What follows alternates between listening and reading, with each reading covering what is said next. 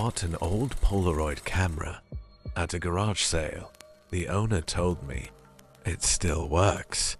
He smiled, then added, "Don't take pictures after midnight."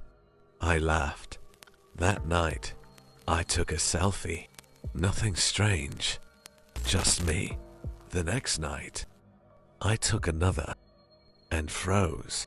There was someone behind me, a tall figure standing in the hallway. I turned around.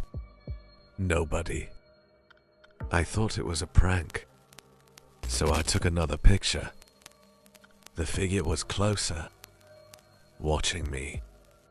Every photo after that, it got closer.